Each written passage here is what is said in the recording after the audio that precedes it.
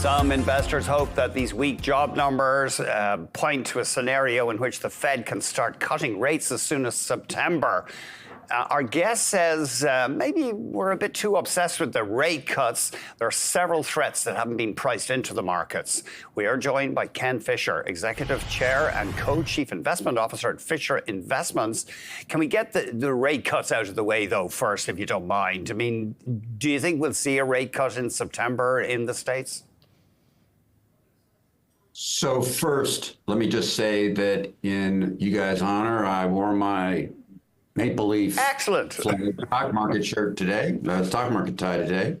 Second, I never put a moment in my 50-plus year career into worrying or thinking about what central banks might do, because I've generally always believed they're just about as simply crazy and out of their mind as you can be. They never know what they're going to do. They think they know what they're going to do, but they're reactive. Let me just give you one important example. The month before their first 75 basis point rate hike, the Fed said, we're not even, not the Fed, Powell himself, chairman, said, we're not even thinking about 75 basis point rate hikes. Then in June of 2022, they did, and the next 2 months, skipped a month for Halloween, didn't want to scare people too much, and then proceeded again, 75, 75, 75, 75. The reality is they don't know what they're going to do. They never have, they never will. Nobody knows nothing. Applied to central bankers in this case. You say there's a risk of a major wallop for equities. What do you mean by a major wallop? Give us some examples, or one or two examples where we've seen this in the past. Stepping back first, most people fear all the same stuff that everybody else talks about. The reality of capital markets is those things that we all talk about a lot and have a lot get priced into the market real fast. The fact of the matter is that things that make the big moves in the market are big surprises that I call wallups. If they're bad, I call them wallups. So big surprises that are negative, that can seriously impact global trade, global GDP, the things that really matter to stocks are ones we do not see coming but have huge import. Classic example was mark-to-market counting on a global basis implemented in 2007 that hugely took the mortgage problem and amplified it to write $2 trillion off of global bank balance sheets that had nothing to do with the write-downs.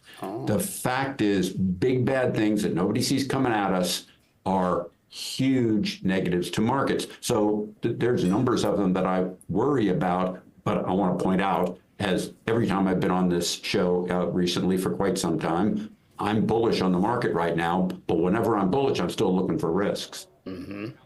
And give us an example of the kind of wallop that we could get. I mean, hopefully it won't be more war and violence.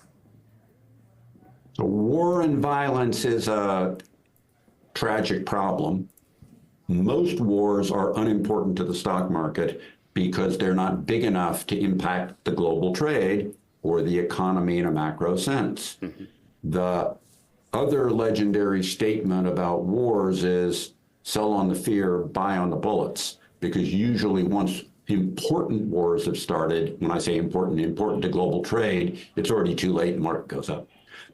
But the one that I worry about in that regard that is war is in the nuclear armed triangle of China, India, and Pakistan. You have three economies and cultures and politics that largely don't like each other, they're all neighbors, had border skirmishes, they're all nuclear armed. Pakistan's economy is a shambles. India's doing really well. India would like to be the teeter-totter in that region for the West versus the East. China does not like what India's doing. Is the odds of war there high? No, it's low. But it's not impossible. And a war between them in that region, any two of them, would be catastrophic. Well, yeah, exactly. And what a power struggle between India and China is going on. Maybe the most important struggle in the world. That nobody much talks about. No, we don't. That nobody much talks about. That's right. give us some sectors that you're overemphasizing right now. Are there bargains out there?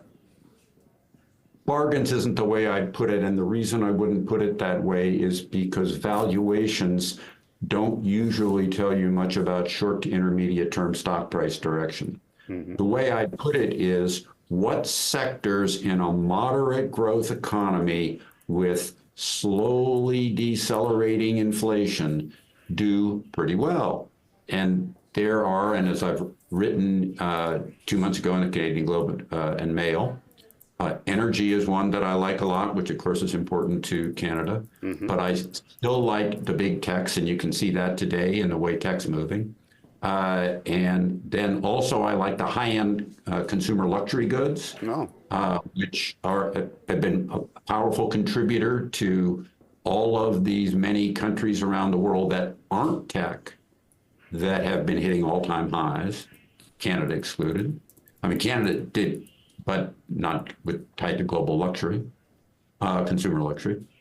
But these are all sectors that I like a lot, and healthcare, which has not been a leader in the marketplace, should start doing better and better. And big healthcare.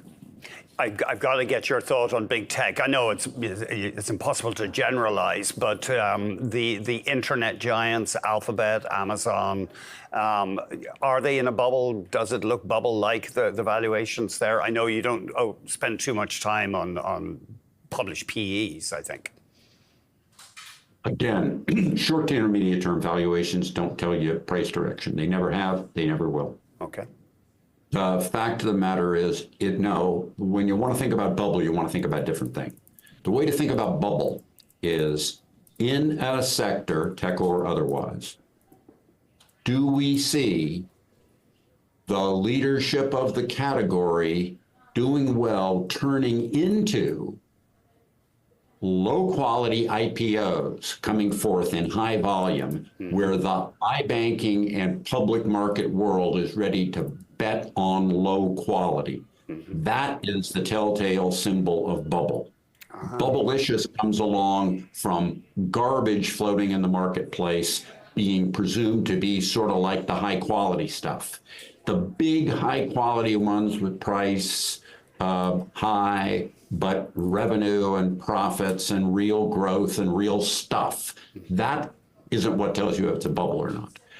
What tells you it's a bubble is if that stuff doing well leads to garbage flying well. It's the garbage that tells you. And tell us, are we seeing those low quality IPOs coming to market? I can't think of many. No. Think about this. 2023 globally, after the SPAC world of 2021, 2023 was the lowest volume IPO market since 1984. And that tells you we're not anywhere close to an actual bubble.